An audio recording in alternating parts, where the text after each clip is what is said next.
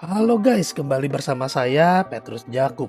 Di video kali ini kita akan bahas mengenai repricing asuransi.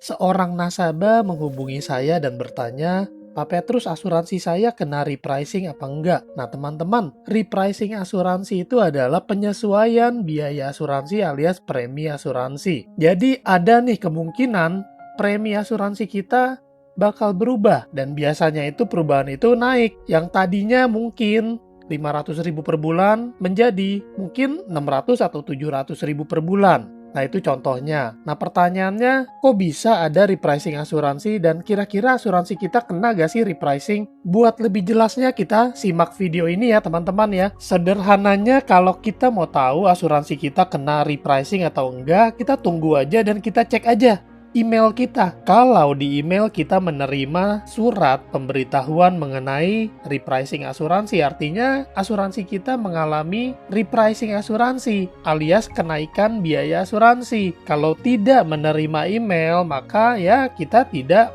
kena repricing. Sesimpel itu sih sebenarnya. Tapi kalau kalian benar-benar kepingin tahu ya, boleh hubungin ke CS. Repricing asuransi ini dapat terjadi di perusahaan asuransi manapun. Dan ini adalah hal yang wajar. Hal ini sangat umum. Seperti yang saya tanyakan sama ChatGPT. ChatGPT pun menjelaskan nih, repricing asuransi ini adalah proses mengevaluasi ulang premi atau harga produk asuransi yang telah ada sebelumnya. Nah, ini berarti perusahaan asuransi meninjau kembali polis yang ada dan mengubah harga yang dikenakan kepada pemegang polis untuk jangka waktu berikutnya. Repricing bisa terjadi ketika kontrak asuransi berakhir atau pada titik tertentu selama masa kontrak, tergantung pada perjanjian antara perusahaan asuransi dan pemegang polis. Dan inilah cara kerja repricing asuransi: analisis resiko, perubahan tarif, dan pengaruh konsumen. Jadi tidak serta-merta biaya asuransi itu dinaikkan, karena ada tahap-tahapnya, yaitu analisis resiko. Perusahaan asuransi melakukan analisis resiko secara berkala untuk memahami perubahan dalam resiko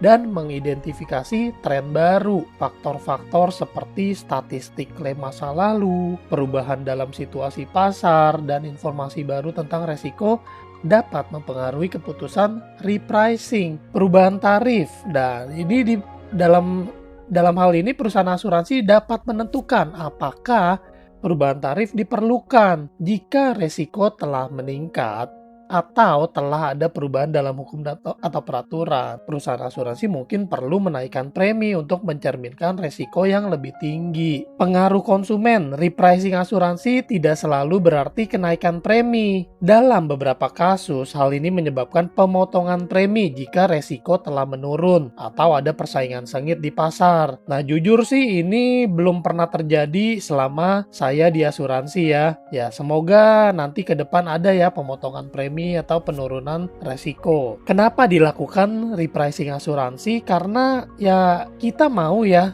tetap terjaga, terlindungi, dan yang menjaga itu adalah kondisi keuangan dari si perusahaan asuransi. Jadi dengan adanya repricing itu kita menjaga keberlanjutan perusahaan asuransi, menjaga keseimbangan antara resiko yang diambil dan premi yang diterima. Nah, kesimpulannya, repricing asuransi ini adalah praktik umum yang digunakan oleh perusahaan asuransi untuk menyesuaikan harga produk mereka dengan perubahan resiko dan situasi pasar, dengan tujuan untuk menjaga keberlanjutan industri asuransi dan memberikan layanan yang sesuai. Kalau secara khusus di perusahaan asuransi Allianz, ini jujur saya sudah pernah bahas di video saya yang lainnya. Jadi ini saya bahas tentang memo yang dikeluarkan oleh Allianz mengenai repricing asuransi, dan ini berdampak untuk produk HSCP dan HSCP Plus dari Allianz. HSCP dan HSCPX dari Allianz. Nah, buat kita yang menerima surat repricing tersebut, ada baiknya kita melakukan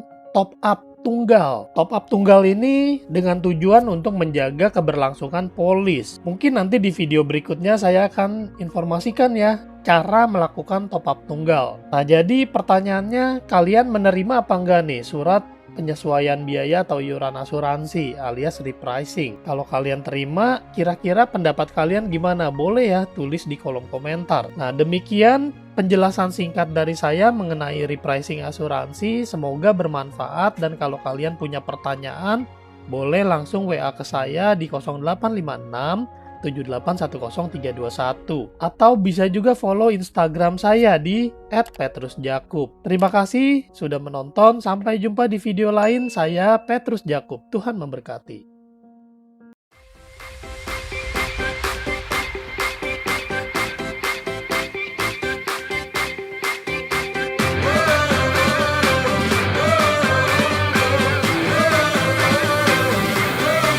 We're the one you can rely on. We are trusted